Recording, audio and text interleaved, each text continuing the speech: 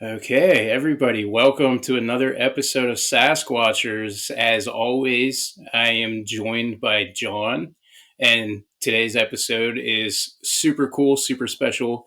We have uh, Preston Dennett, who is, in my opinion, one of the most prolific paranormal investigators to ever grace the field.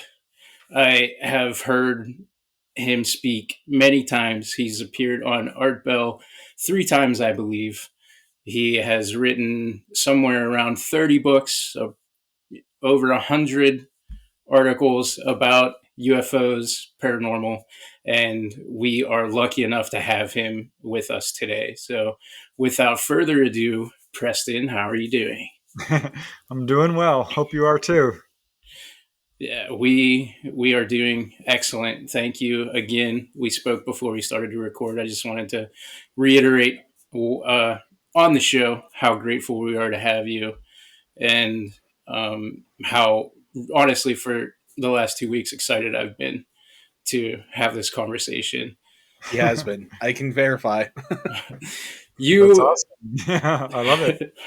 you've been doing this for longer than I've been alive, honestly, to kind of put that into perspective. I believe you started your research in 1986. Is that correct? That's right. I was pretty young when I started, 21 years old. But yeah, it's been 35, almost 40 years now. So, what sparked your interest in ufology and the paranormal? Well, it's not something I was looking for. I kind of got dragged into it kicking and screaming. I didn't like the subject of UFOs. I didn't believe in the paranormal, not ghosts, life after death, anything really at all paranormal. But that, of course, changed. It happened on November 17, 1986. I'll never forget that day because, yeah, that changed everything when I saw a report on the news about a sighting, a UFO sighting over Alaska. And now, of course, it's a very famous sighting of a Japanese commercial airliner, which was followed by a UFO for miles, for like an hour. They all, of course, saw it and it was on radar and all this stuff. The news report didn't give any of that. It just kind of talked about the sighting in a very joking way. But it was interesting to me because this was a pilot. And I'm thinking, well, he should know better. He must be seeing a reflection off the ice cap. But turned out my older brother, Mark, he's, gosh, I don't know, 6, 7 years older than me. Some years earlier, I think I was about 14, he came running into the house saying he'd seen a UFO. And I didn't believe him back then. But after hearing this news report, I asked him about it, and he described this amazing sighting. Just a classic flying saucer, which he chased in his car. And I'm like, you got to be kidding me. And he's like, no, no. I mean, it had little lights on it, a dome on top, it was totally silent. And he said, you know my friends Phil and Greg? I'm like, sure. He said, they were with me. Talk to them. They will tell you exactly what we saw. So I did. And they confirmed his story. And that's when I started asking other people. And I found out, I would say about a third of the people that I knew had had either a UFO sighting or a near death experience or a ghostly encounter or a dream which came true or a Bigfoot encounter or something paranormal. So yeah, it literally hit home for me. That's how I got involved. So, just one news report changed your life forever, essentially. That's crazy to think, like, the next almost 40 years of your life just it changed because of it. That's amazing how sightings like that can have that type of effect on somebody. um, i I had one myself a couple of years ago, and I'll never forget it because it happened on July 4th, and I was walking and I saw these, like, just this, almost, I'd say it was kind of an orb, and it kind of went up in the sky, and I thought it was a firework display, so I stopped to watch it, and then it just stayed there and stayed there and stayed there, and eventually spread into three different orbs. And they started to kind of almost dance with each other in the sky, just almost this Oh, man. ballet, so to speak. And the feeling that I get, even just thinking about that, it lasted 30 minutes. And, I wasn't terrified or scared or anything. And it almost gave me like a warm feeling inside that, like, it was welcoming almost. And yeah, I'll just never forget that. So it's crazy that something like that can just change you. So is that That's how awesome.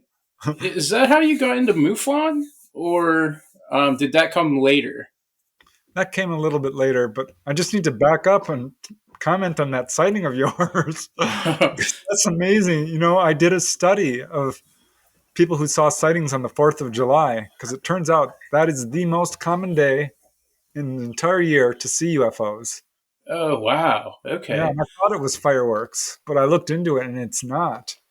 Because those party lanterns which go up into the sky, That's they can only exactly what I thought it was. Yeah. but they can only last 15 minutes. They don't Right. last longer than that. And of course, they don't dart around and split into two. No, they're coming down to show off because there's a lot of people outside on that night. And I think to watch the fireworks. But yeah, that sounds like a crazy sighting. Yeah, And it's, that's cool that you said that, because I find that very validating. Because even when I share that with people, a lot of times I feel discredited because it happened on July 4th. So yeah, I had my first good sighting on July 20th.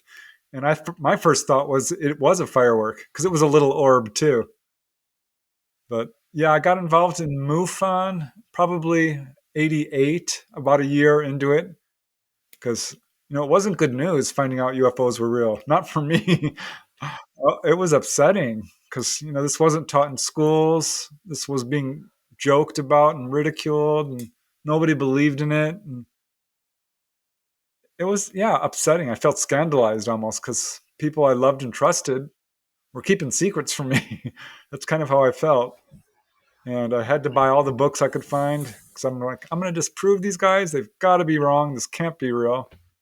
And of course, the books showed the opposite, that this was real and there was a cover up. And I just kept getting deeper and deeper into this quicksand of the UFO field. And finally, I'm like, you know what? I need to figure this out, and found out about MUFON, the Mutual UFO Network. And of course, I signed up. I'm like, send me your newsletter. In fact, send me the past 20, 30 or every newsletter you ever published. I want it. And yeah, joined every UFO organization, but took the field investigators test as soon as I realized they had one. And it was not easy, by the way. It was pretty hard. Even though it was a take home test, there was a couple hundred questions on photography and astronomy and all kinds of stuff. But yeah, that's how I got involved in MUFON. I have a pretty deep respect for MUFON because of how how kind of deep they look into situations. And it doesn't seem like an organization that's quick to say, well, that was an alien spacecraft. Like it seems like a lot of boxes need to be checked before they are willing to kind of go that route, so to speak. So I've always, as investigators, really looked up to and admired that organization. I reached out to them when I had my sighting, and again, it was validating because, due to that hard work and investigation, it demonstrated that there was nothing provably in the sky at that moment. So um, it was it was nice to get that email to, again, just kind of reiterate that, I wasn't crazy. Yeah, I feel for UFO witnesses because that's often how they feel. And it's so awesome when you can get confirmation. Like if someone else saw what you saw, but they were in a different area, that's so amazing. Especially, I mean, not only for a witness, but for a researcher as well. Because you're like, wow, look, here's What absolute evidence that this person is telling the truth. And what was yeah, incredible was, I was actually technically working at the time. I was outside and I was walking back to the building where I worked at, and I was doing home health at the time. And we had two clients, and there was another worker there. When I got back to the house, they had also witnessed it, and we all came out. And like I said, it lasted about 30 minutes, and just the four of us watched it together Oh, too. So it was nice to have that solidarity of here's three other humans who for sure are seeing what I'm seeing right now. yeah, I've talked Uh, to people who are alone, and when you have a dramatic encounter, it causes you to really question what you're seeing, yourself, your sanity, even. So you're lucky you had witnesses, because when you don't, boy, it's a lot more difficult to process. right. And with that skepticism, I guess that's a good segue into one of the questions that I had for you is as a researcher and an author, how do you deal with the skepticism and the criticism from, I guess, the mainstream media or mainstream way of thinking when it comes to ufology or the other paranormal that you discuss? Yeah, well, I just confront it head on. It was very frustrating at first because you go on the radio, and I've been on TV as well a number of times over the years, and they'll bring on, not so much a skeptic, but a debunker, someone who's basically attacking your research, yourself, and the witnesses.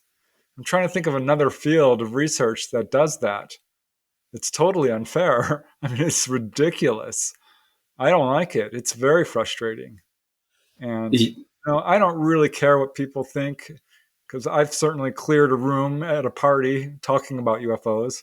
But then privately, people will come up to me, friends, family, and coworkers, say, I didn't want to say when everyone else is there, but could I ask you about this thing I saw? And it can be anything, not just UFOs. So I think publicly, a lot of people profess skepticism and disbelief, but privately, almost everybody has had something paranormal happen to them. So I think it's important that we just discuss this subject without judgment, without ridicule. If you don't believe it, that's fine, but that's belief, and that's a completely different thing from knowledge. If you haven't had the experience, how can you be equipped to even pass any judgment on this? You don't know if you haven't seen it.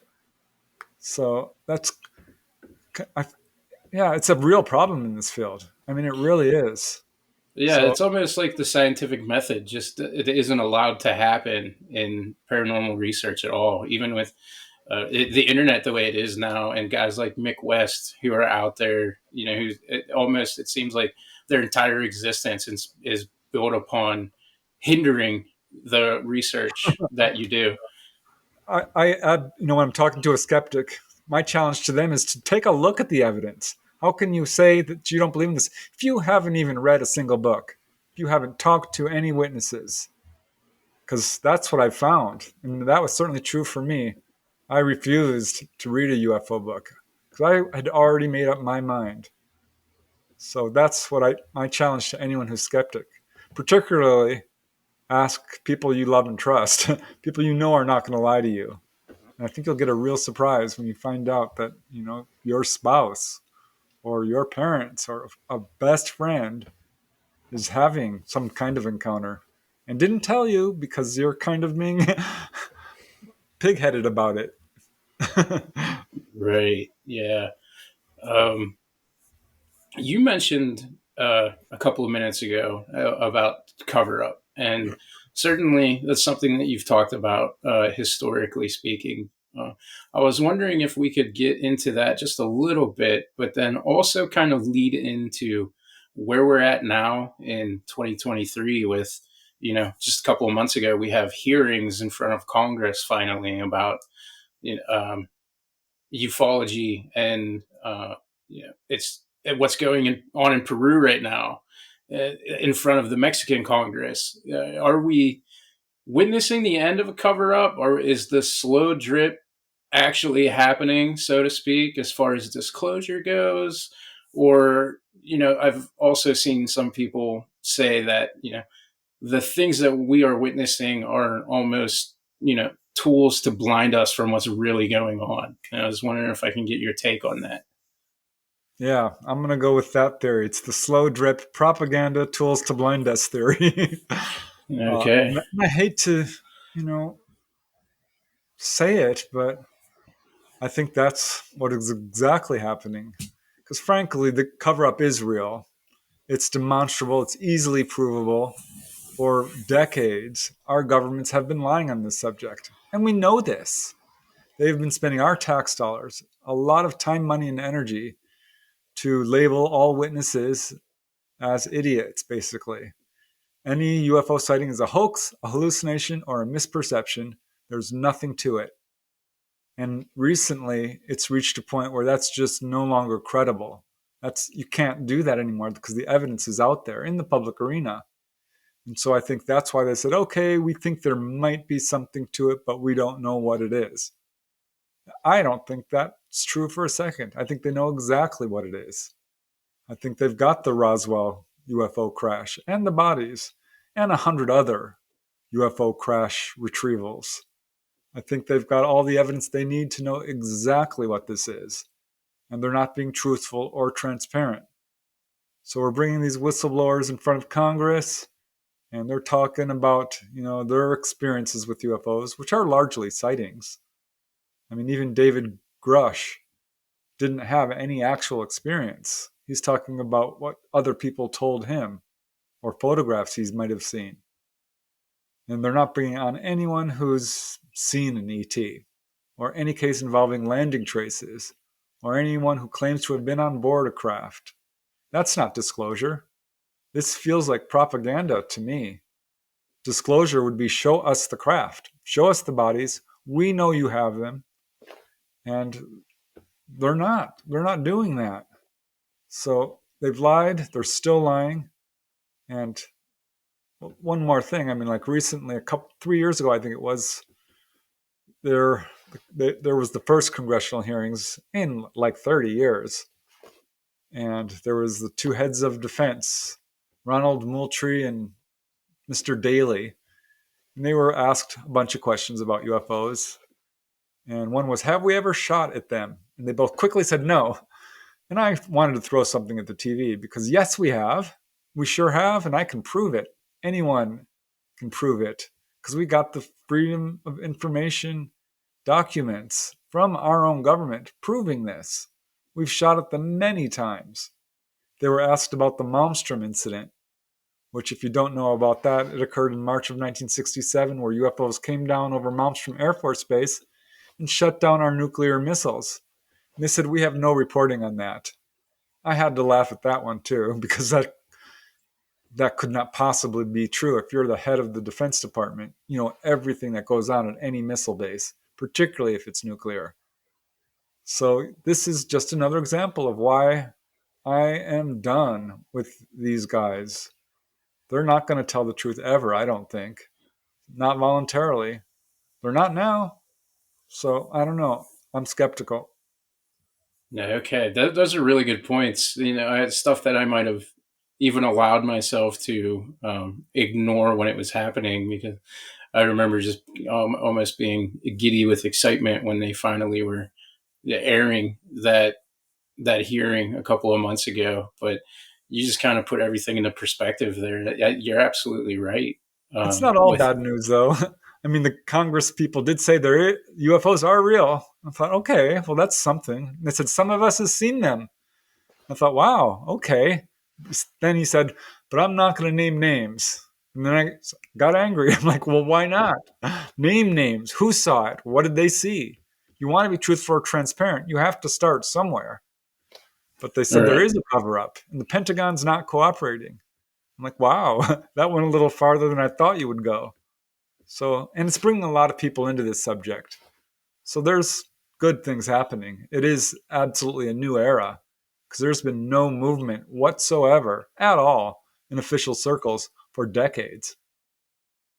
My concern with this new era was, what is the state of humanity really in to handle this? Like, when all we're doing is just kind of looking at our phones and just our heads are down and we're scrolling through, like, are we equipped to handle that? Or does this new generation of humans even care that a cover up is going on, so to speak? That's something that I've been thinking about and wanted to broach with you for the last couple of weeks, because I guess one of the arguments for a cover up is that, you know, we aren't trusted as regular people to handle the truth of the situation, and the government is taking upon themselves to keep it from us because of that. But I always kind of thought that that was not true.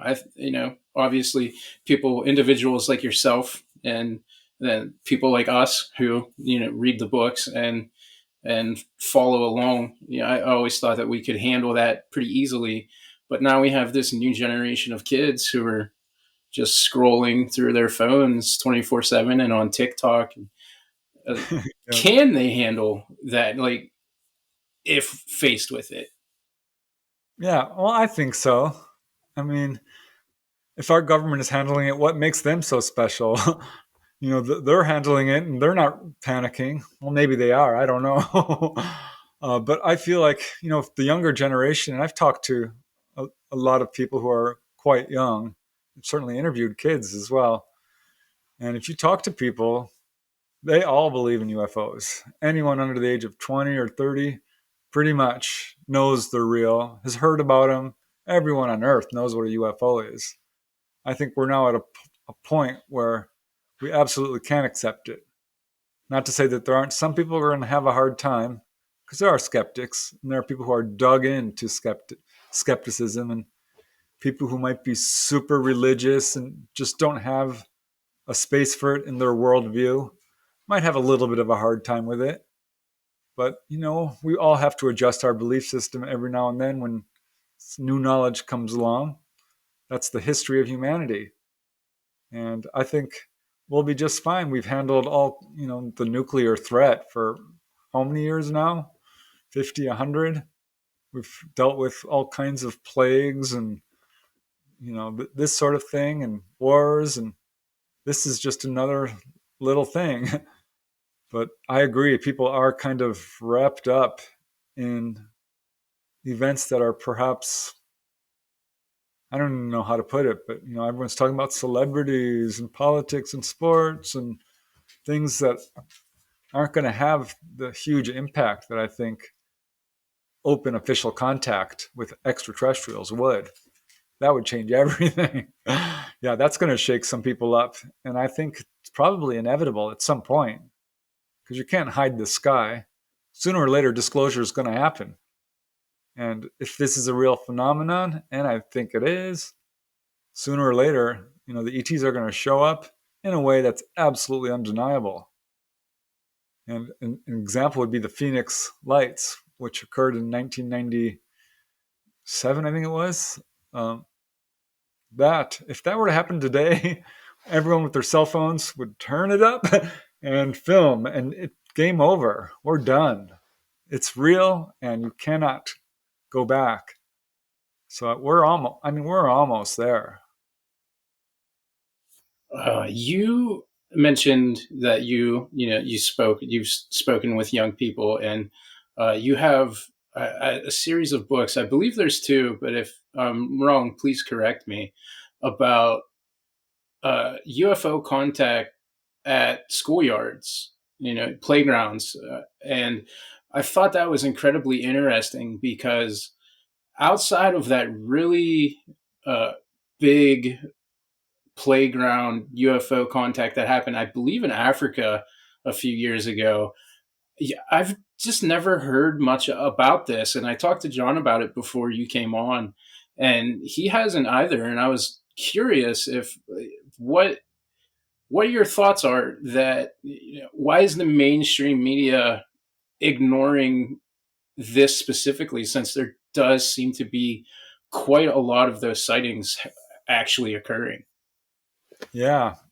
Well, I think it's deliberate. I think there's a media clampdown on this subject. And the vast majority of cases, almost all of them, do not reach the mainstream media. And for that matter, most people still don't report their sightings. And when I found out about the schoolyard cases, I'd heard of the one you mentioned, which was in Rua, Zimbabwe. And it was some time ago, I think 1994. But there was another really famous one in 1967 at Westall High School in Melbourne, Australia.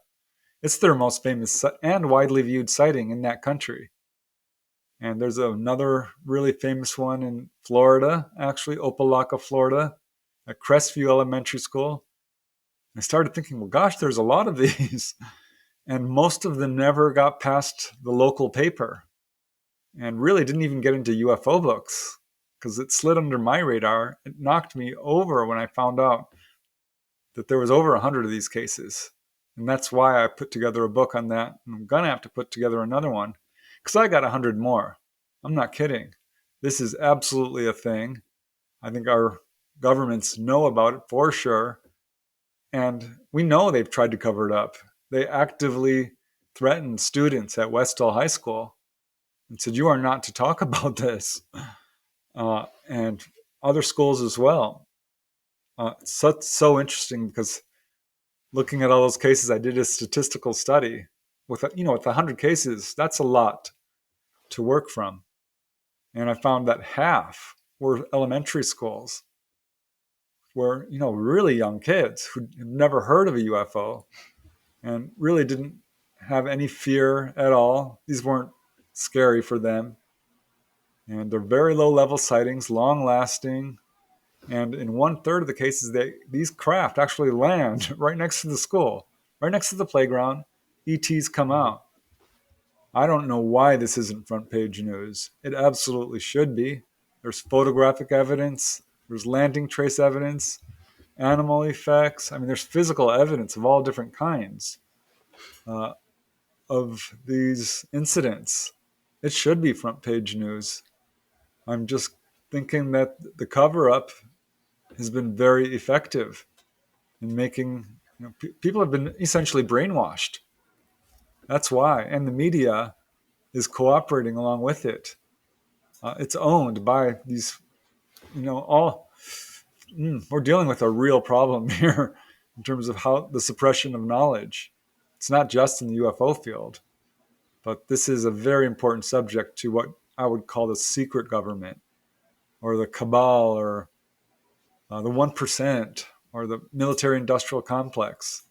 The folks behind the cover-up, they're working really hard, and still are, to cover this up when it should be front page news. What do you think their goal is with the cover up? Um, what what are they hiding, and why do they feel the need to hide it? Yeah, that's the $1 million question. Ultimately, I think it comes down to money and power and control, because this is an oil-based economy, and if we have free energy, which is what these craft represent, well, that's going to dig right into their profits. And if people find out that we're not alone in this universe, and that we have friends out there, and that there are civilizations out there that live without money and without poverty and without discrimination and the unequal distribution of wealth and without wars and without disease, that would change everything. I think the real, honest to God, ET threat is to the power structure of the power elite and their control over humanity, their basic enslavement of humanity. Because let's face it, most people are just struggling to survive, day to day, check to check. And that would change everything. I think that's what's really behind the cover up is greed, power, control, money. You used a key word there that really jumped out at me, and you said friends. We have friends out there, so these ETs are our friend. They're friendly. They are here for um, peaceful reasons, and it's not something that we should worry about. That's my assessment. I know there are other researchers out there who disagree, but I know there are some researchers out there who are government plants. I don't trust them for a second. There are researchers out there who are flat out liars. There is a concerted campaign to paint the UFO phenomena as a threat, as negative, which is ridiculous because I put out a book. My first book was all about healing cases because I bought into that narrative. Like, oh my gosh, people are being kidnapped against their will and experimented on by bug-like greys who have no emotions. And that's just flat out not true. It took me about 10 or 20 cases before I started to come around. But now I've got hundreds under my belt. And I can tell you exactly what happens when people are taken on board. And my research is reflected by other, who I would call impartial researchers, who don't have an agenda. And what happens is, yeah, you're physically examined, and that can be very scary, and often is. But that's when they will heal you. And they will take you down to the engine room and show you how the craft works, explain it in detail. They'll take you up to what we would call the observation deck and show you a field of stars, or the Earth far below, or the moon, or other planets in our solar system. That's not uncommon. They'll take you to the control room. So this is how we fly the craft. Would you like to sit in the seat and try it? And I know how this is going to sound to skeptics, but if you look into this, this is exactly what is happening. When someone gets any communication from ETs, it's always, don't be afraid. We're not here to hurt you. No harm will come to you. And then they will give you warnings. Like, you are messing around with nuclear weapons. Do you realize you're on the pathway to destroying yourselves and your planet? Stop polluting your planet. Stop cutting down the forests. They're very concerned about war and aggression. That's probably one of the most common messages. These are all very positive things. They will wake you up psychically. So people come away from their experiences experiencing telepathy and astral projection and past life recall, remote viewing, healing. I mean, you name it, precognition. So if you take an objective look at what actually happens, I challenge anyone to say that they're here to take over or eat us for lunch. They've been here forever. We know this for thousands upon thousands of years before recorded history, because we've got stone carvings, cave paintings, hieroglyphs, Middle Age wood carvings.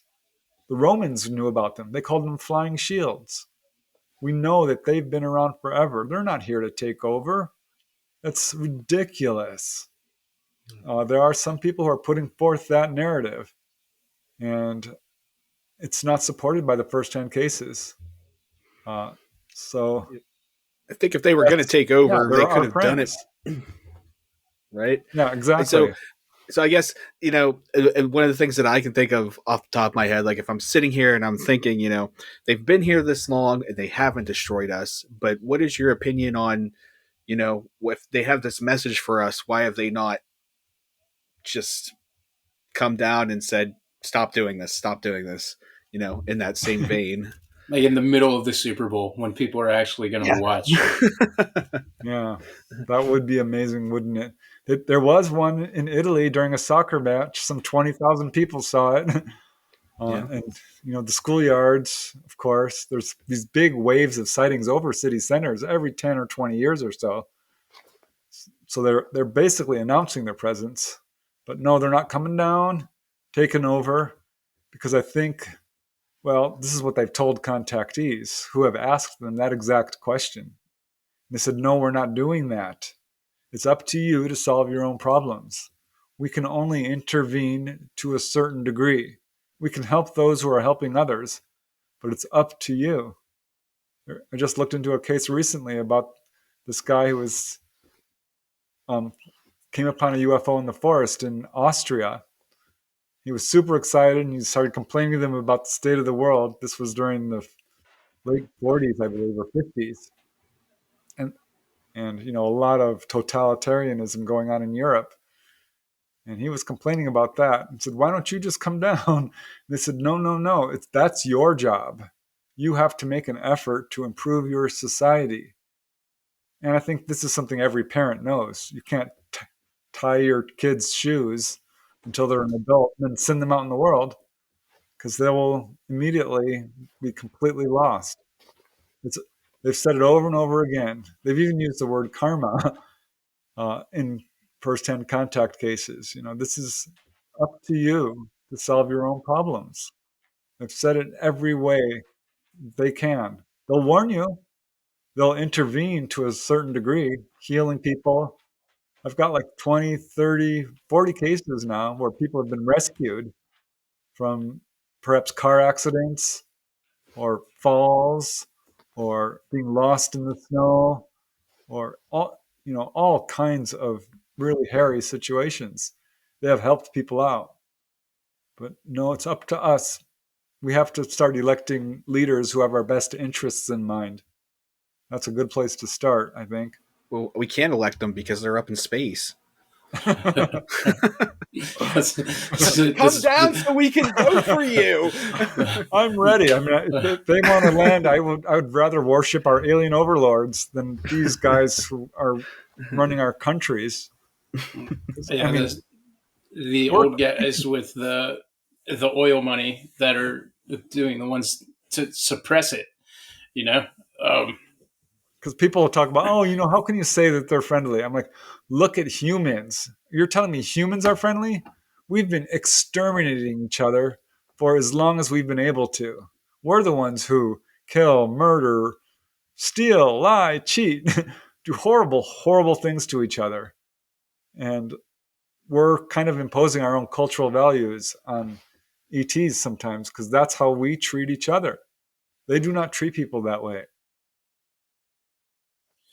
I wanted to ask, and this might just be me looking for answers because I suffer from this pretty terribly, but is there a connection, in your opinion, with sleep paralysis and contact with the ET, or do you not adhere to that particular line of thinking? Well, let me put it this way.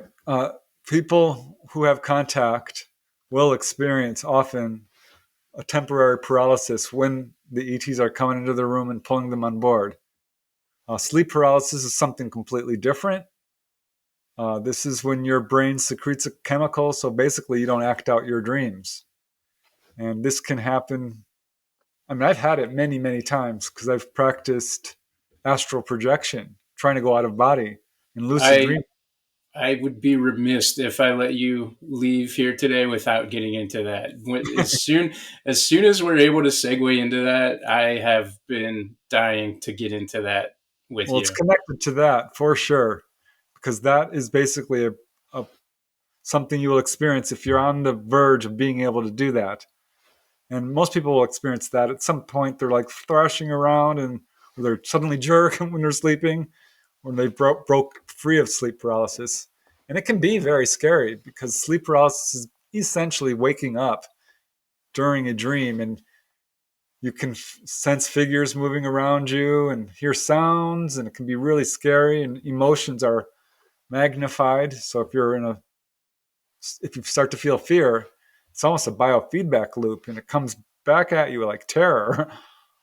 So it's a psychological thing that's absolutely real, but no, it does not explain UFO contact even remotely, because people who are taken on board a craft are missing from their rooms. They're not there.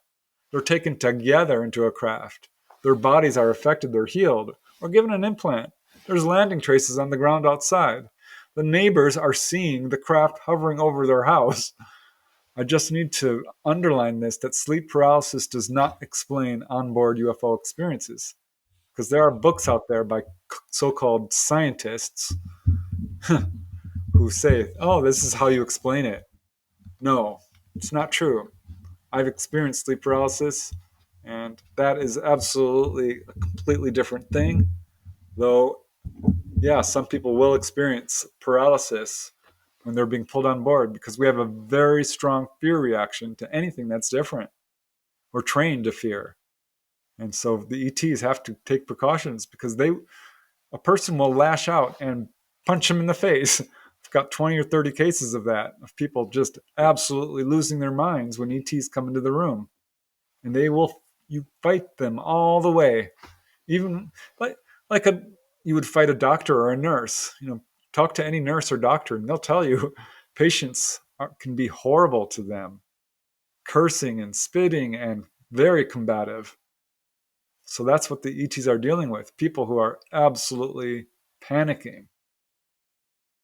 And they're just there to help. Yep. Well, that's a good time to segue. I think we could talk for 6 days about ETs, but since you did bring it up in the explanation for the sleep paralysis, like I said, I would be remiss if I didn't ask you some questions about this. You are on record with saying that you have. I don't want to use the word mastered, but you frequently participate in out of body experiences. And I was hoping to kind of get you to explain that a little bit and talk about it. After listening to a couple interviews, one by yourself and then one by another expert, I actually can't remember off the top of my head this second. I tried this, and basically I experienced what is described in the beginning, where you're falling asleep and your body almost starts to vibrate as a Yeah. the beginning. And this was after maybe 3 nights of pretty hard meditation trying to achieve this. And as soon as I felt the vibrations, I found myself looking down, and I'm looking at my body in bed, and I'm laying there next to my wife. Like I could give you every single detail about what was happening in that moment. And I immediately, as soon as I made eye contact with my body in the bed, I freaked out and I got so scared. And I was like, I'm gonna die. This actually isn't supposed to happen. And I immediately ended it and forced myself awake. And I was curious if that is normal for a novice to kind of go through. Oh yeah. Yeah, that's so awesome you had that experience after only 3 days of trying. It took me almost 2 months before I had that exact experience. Yeah, I thought I had died too. And I kind of regretted it, standing outside my body thinking, well, I'm dead now. What have I done? And cold dread swept through me until I got back in and I woke up and I'm like, wow, that's the third time did it. So the first few times were super exciting. The third was super scary. That's absolutely normal. And it's normal to have a wave of emotion, of whether it's fear or excitement or really any emotion, to have it pull you back. And it takes a while to just learn how to overcome that. Just be focused and calm, and you're able to extend it. But what you're talking about with your body vibrating is 100% natural. That's called the vibratory state. And basically, it's just a process of relaxing to the point where you lift out of your body. We each have an astral body. This is who we truly are. The physical body is just a shell that we inhabit to interact with the third dimension. But we come from source, from the other side. That's who we really are. We're immortal beings coming down for a little adventure on Earth. In a way, we're projecting down. I think in astral projection, we think of it as leaving our body. Really, we're going home to our true body. We're now projecting into a physical body. So we're looking at it kind of the wrong way. But everybody does it. It's 100% natural. It's as safe as sleeping. We do it every night. Most people just don't remember, except in snippets and flying dreams and bits like this. But we're all conscious on the other side, doing our thing.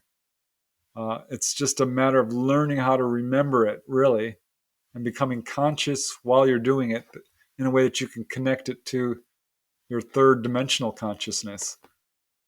But it's so much fun. I mean, I can't recommend it enough.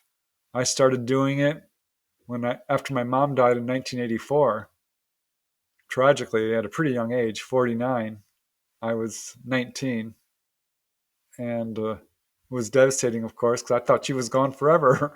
I mean, I didn't believe in life after death. And this all came about kind of the same time as the UFOs, so my whole world changed. But she started coming to me in dreams, and I'm thinking, well, this feels like her. It can't be her because there's no such thing as ghosts or life after death. I saw her spirit. I saw her ghost. And I thought, oh God, I'm losing my mind. But that's when I stumbled on this subject of out of body experiences and learned how to do it. And yeah, I don't know if I would say I'd mastered it, but I got pretty darn good. I mean, I still do it. And you can go directly to the other side and meet with your deceased loved ones, talk with what we would call enlightened masters, and learn about your past lives. Go to the Akashic Library, go to learning temples or healing temples, or just fly around Earth or into the moon or wherever. I mean, you can do just about anything. It's crazy. If people knew about this, they would spend so much more time on trying to achieve it because it's so much fun and it I absolutely actually changes your life. I actually just recently listened to your one interview on Midnight in the Desert, I think from 2015. Right? And I didn't know a whole lot about this topic, but just listening to your interview on there, it just literally blew my mind. Like and one of the super interesting things that you were talking about on there was about when that you could pass through physical objects and you would still feel them. Like you could feel the textures. Like, what is that like? Oh, it's crazy. It's kind of like diving into a pool of really cold water. And you feel it, and it's a thicker environment. But imagine the water actually goes through your entire body. It's weird. I mean, it's a weird That's feeling. Walking yeah. through a wall, and you can. I remember one time I'm like, there's a brick wall. That's different. Let's try that. And I thought, you know what? I'm going to just leave my eyes open this time. I'm out of body, seeing this brick wall, and I walked through it, and you could see it, you could feel it, you can actually taste it. It's subtle, but you can taste it as well, smell it. All your senses are heightened, especially vision. I mean, you can see. I'm a little bit nearsighted, but when you're out of body, you can see. I mean, you have zoom vision. You can see a mile away a little bug on a leaf if you want. You can see once you get good at it, 360 degrees around you. And yeah, another time, I'd always fly under the telephone wires or over because it's a little bit nerve wracking. You're seeing like, no, I'm not going to go through that. But I read about someone else who's like, you can just go through them if you want. And I of course pick up all the books on this I can find because they give you ideas of what you can do. I thought, you know what, I'm just going to do it. And I went right through the telephone wires and it went zap, really bright. Scared the living daylights out of me for a second. Yeah, I've learned it's as safe as sleeping. And in fact, it's not only safe, it's beneficial in so many ways because you get a lot of energy from doing it. It opens up your psychic centers, so you start having dreams that come true and healing abilities and precognition and clairvoyance and telepathy. I mean, it's crazy the stuff that happens. It's so much fun. And healing, yeah, people have healed themselves of cuts and bruises, of flus, of chronic diseases like multiple sclerosis or arthritis or sarcoidosis, a chronic liver disease. That's what Bruce Moan cured himself of, a disease, which are often connected to a past life. And no, it's not dangerous. You're not going to get locked out of your body or go too far away or get lost or get possessed. I scoured the literature on this because there are some people who talk about, oh, you can get possessed if you do that. Like, I couldn't find any. I couldn't find a single account of any danger at all, other than it being sometimes scary. And sometimes you encounter bad ghosts, evil spirits, maybe. But I've done that. It's a little scary at first, the first time, but it's really interesting after you kind of get over the initial shock of it. Uh, yeah, I mean, it's so much fun. And there's only a few things keeping people from doing it. One is fear. People think, oh, that sounds scary. It's a little scary your first few times, but trust me, you get over that pretty quick. And another is just skepticism. They're like, that's not real. You can't do that. Yes, you can. Prove me wrong. Experience it yourself. Don't believe me. Try it. I really encourage people to just try it, and you'll be surprised. And the only That, other obstacle would be laziness. People just don't put forth the effort because it does take some effort. yeah, I agree with that. And as somebody who actually did accomplish it, even if just for a brief second, I can testify that all it took was just a little bit of work each night that I went to sleep, and you know, just putting just that little bit of effort in. And it was, like I said, night three it happened. And I don't know if the fear that I felt when it occurred kind of created a mental block. I've never been able to do it ever since. But I do know that you spoke of healing properties, and I don't know if you can tell on my camera or not, but I actually have this sweet neck brace on right now. Um, I had I had a pretty serious neck injury that occurred from, I don't know, about 12 years ago. I was struck by a Mack truck, and I luckily survived. I was in a car. It moved my frame over 24 inches. It threw my car back 30 feet. The only thing that really happened was I had to have my head stapled together. It was 10 staples, but I walked away from that. I was out of the hospital that day, but it left me with pretty chronic neck issues. So I finally, about a month, well, not even a month ago, had this neck surgery done. And one thing that I was really hoping that I could do during this healing process was try to do this again and get to the other side and maybe see if I could, you know, help with the healing process like you described. And I haven't been able to at least cognitively achieve that again. But it's something that while I have this annoying collar on, I'm like really trying to do every single night. Yeah, well, I think that's great. It it can be a steep learning curve for people. I've taught people how to do this. I've done workshops for people, and some do it the first day, second day, third day. So you're fortunate that way. Others take, it can take you a year. But again, I think if you really dedicate yourself, it's kind of like learning a musical instrument. If you can't play guitar and you pick one up, you might be a natural, and you're off and running, or the piano, or a new language, or a computer program. It takes a little effort and a little bit of applied knowledge, but if you keep at it, you'll absolutely be successful. And the real key is simple. It's relaxation and, yeah, letting go. It's pretty simple.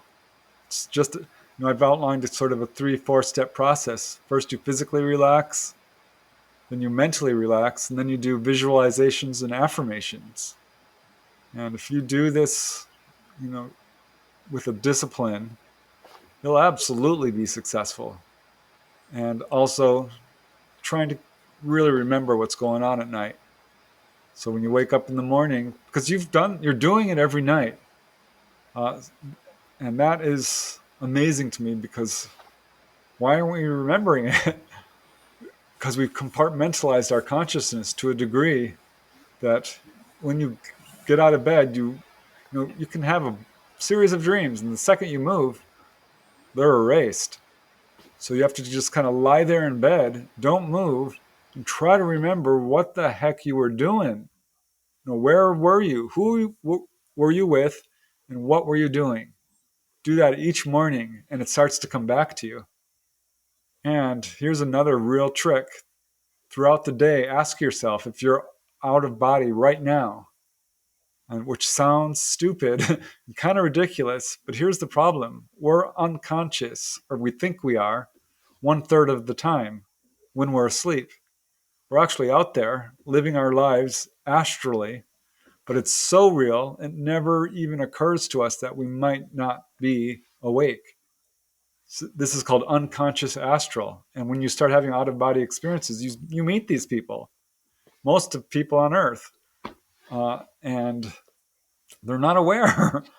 So if you start asking yourself throughout the day, could I be out of body right now?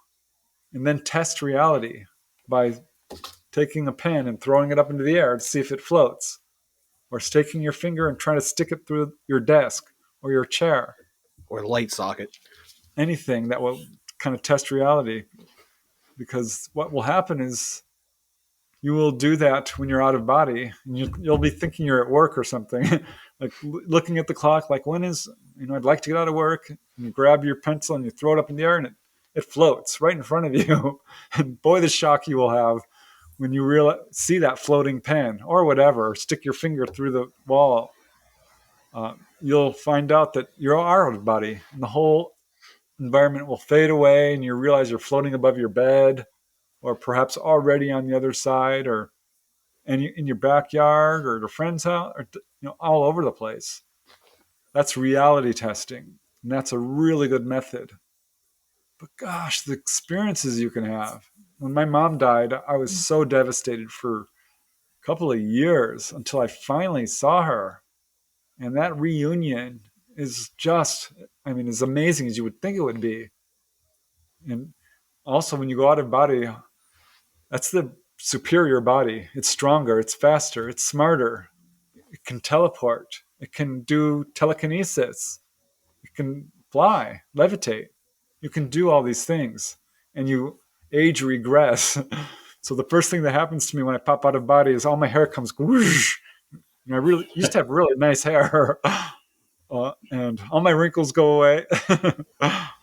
And you should see me. I'm buff. Oh man, it's so much fun. I just cannot recommend it enough. And you can do everything you do here, whether it's eating or being intimate with people, or you know whatever you want to do, you can do it on the other side. But it seems to me what you're describing could be addictive. Is there any examples that you're aware of somebody who um, maybe starts to suffer on this side because they are so dedicated to the other side? um Me, a little bit, because I became obsessed with it. I think that's the only real danger, but it's not a danger, because the fact is you can't sleep 24 hours. You could try, but you can't do it. You have to get up. Each of us can only sleep for anywhere from 4 to 8 hours, maybe 10 if you're lacking sleep, but you're not going to be able to do it. Yeah, there's a danger of becoming a little obsessed with it, but I don't think there's anything wrong with that because it's super cool. And most people who do start having repeated experiences do go through that phase where they're like running around telling everyone, you've got to try this. You're not going to believe what's happening to me. My brothers and sisters thought I'd lost my mind. I had 3 older brothers, an older sister, and a younger sister, a big family. And I'm telling them, guess what? UFOs are real. And everyone but Mark was like, Preston, you lost your mind. And I'm like, well, wait a second. I'm also going out of my body. Like, dude, what is wrong with you? I'm like, I can prove it to you. Do it. And I finally, I did teach Marco how to do it. His wife, my other sister-in-law already did it. Uh, Never could get through to my other siblings. My oldest brother finally did it. I found out he was keeping it secret from me. He didn't like to talk about it. But yeah, there's a little bit of a danger in terms of getting a little obsessed with it. But I think once you do it, you'll see why, because it's worth it. It enriches your life and absolutely makes things that would seem so important seem a little bit trivial, like the problems you have on Earth. Once you start going to the other side, you realize, well, you know what? So what? I can't pay the bill this month.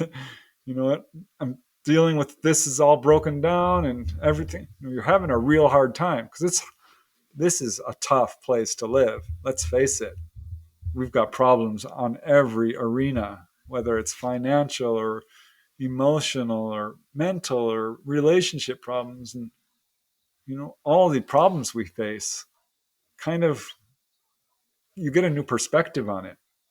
And you realize, okay, you know what? This is time will get you through this.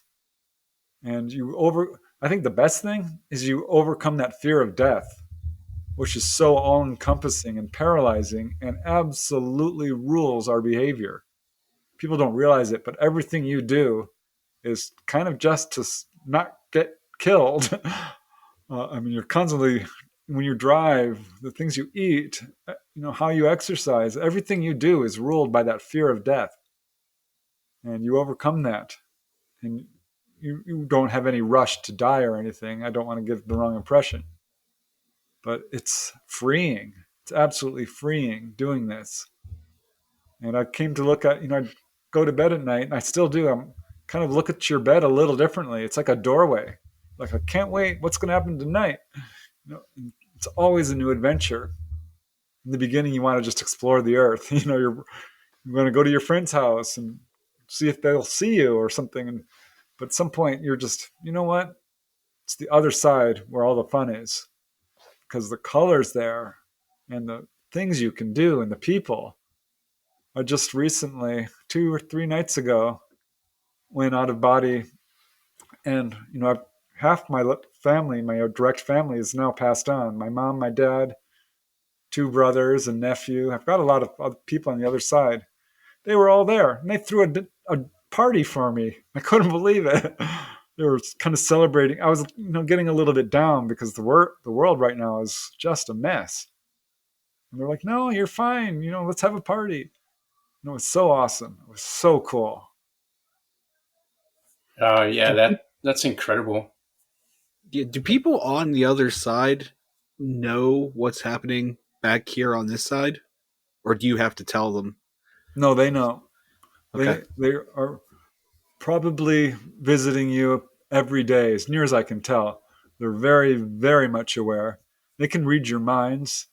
There's a Uh-oh. veil between the worlds, which we can't see. It's like a one-way mirror. It's exactly what Yeah. it's like. They can see you, but you can't see them until you reach that vibration, I guess, or that elevated psychic awareness, like a medium.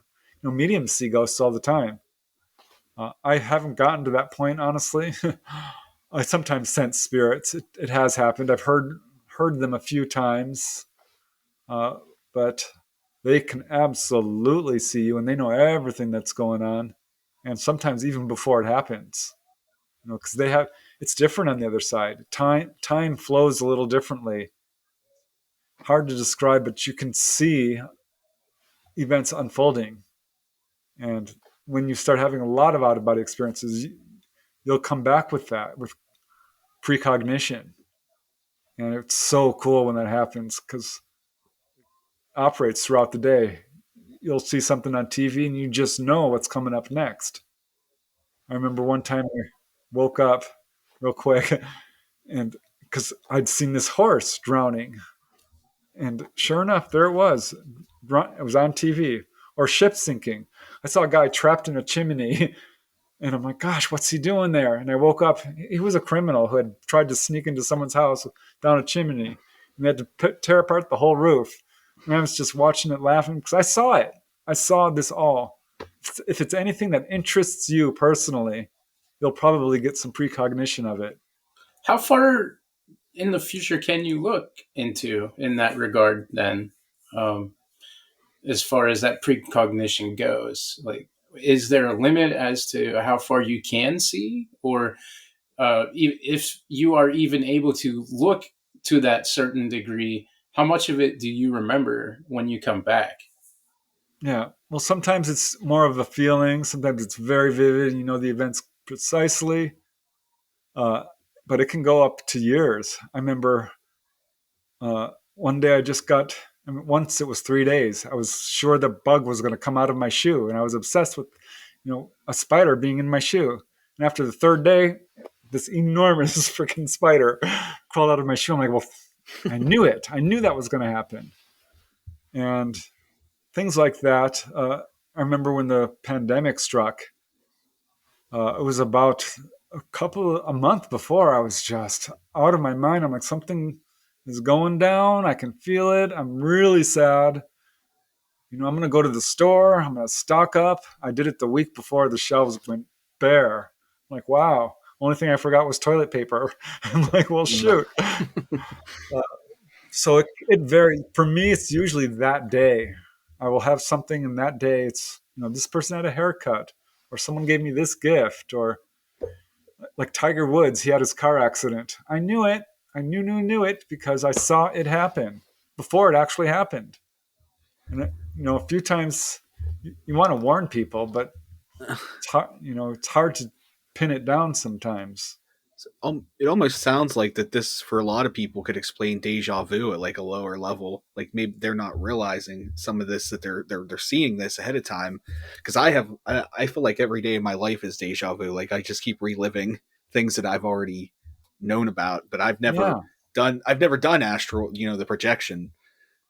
But Well, I'm that's wondering if there's a 100%. link there. Yeah, that's what deja vu is. I mean, deja Yeah. vu can be a past life if you're going to another country and you're like, gosh, I've been here. But deja vu, because I've had that, and I connected it to precognition, because I'd be sitting there at work. I'm like, gosh, I'm getting deja vu. And I think my boss is going to stand up and turn up the radio really loud, which she would never do because she's strict. But she did. And it started out as deja vu. And I had that several times. And then suddenly you remember the dream or the vision, I guess. Once dreamt my boss came running up to my desk and said, Preston, I saw a UFO. It was big, it was yellow. We were all so amazed. Everyone was pointing at it. And I'm like, this is not going to happen. My boss is kind of skeptical. He's very religious. And he came walking up to my desk that morning. And I'm like, oh no, he's standing right in front of my desk. This is just like my dream. Puts his hands on my desk. I'm like, here we go. If he tells me he saw a UFO, I'm going to lose my mind. He says, guess what, Preston? I saw a UFO. It was big. It was bright. It was yellow. We all saw it. And he started laughing. And I'm looking at him like, he says, I'm just kidding. I'm like, oh God. I thought, in the dream it was real. I thought he was telling the truth. But in reality, no, he was just kidding. Wow. That's incredible. I'm glad I got to talk to you about that for a little bit. Like I said, it's something that just it fascinates me to no end, and I know that it's kind of maybe loosely tied into remote viewing, which I've also tried a couple of times as well. I had a really good friend who we tried it one night, and um, the goal was they were going to think of something, I was going to draw it. And I started to draw the correct thing, but then started to second guess it. So I crossed it out and then drew something else. And then the next day when we met up, she had told me what it was. And for a second I was like, whoa, okay, I started drawing that. And then I got in my head about it. So these sort of like astral elements really fascinate me about as much as anything else. But I lean towards them because I have had experiences with them. And similarly to my UFO experience, there's something I can pinpoint, like it's tangible to me. I know I've never seen a Bigfoot. As much as I love Bigfoot, I've never had that tangible experience with a Sasquatch. So I can't sit here and say with 100% certainty one way or the other uh, about a Sasquatch. But I have left my body and I have seen that UFO. And I may or may not have started to successfully remote view once. So these elements really, really fascinate me. And I'm just so stoked I had the opportunity to talk to you about it. I just really want to reiterate how grateful I am that you came on to talk to us. Oh, hey, it's a pleasure. Yeah, it's so much fun to experience it for yourself. When I found out so many people I knew were seeing UFOs, I was like, I need to see one. When I found out about ghosts, of course, I started going to every haunted place I could find, and ended up. I've had all these. I did have 2 Sasquatch experiences. I've seen ghosts, been out of body. had many UFO sightings, because it's one thing to read about it, and then you might believe it, but you don't know until you experience it. You don't know, and so it's so much fun when you have that experience. You're like, wow, this is real. It absolutely is real.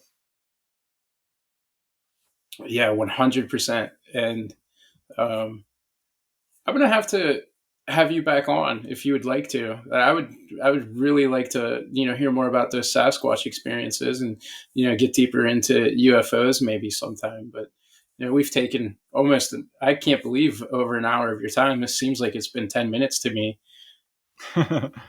Yeah, I'd love to come back. It's been an awesome conversation. So thanks for having me on. Yeah, awesome. Is there anything that you're doing right now? Anything that you want to promote? Any books or any like lectures, or is there anything that you have going on that we can tell? Just this book, I just put out, Humanoids and High Strangeness. So I'm working hard to publicize that. Always working on new projects. So yeah, I've got a website. If someone wants to reach out to me, a YouTube channel, I'm all over social media. My books are available on Amazon. And I'm going to be putting out a new book on my Not From Here series about UFOs. So yeah, I appreciate the opportunity to plug some of my stuff. So thanks. Yeah, absolutely. And thank you again for coming on. And uh, it's a little silly, but I always sign off every show with thanks for squatching. Thanks for squatching. So thanks for squatching, everybody. Again, Preston Dennett, and go check out everything that he has going on because he's a fascinating guy. Absolutely.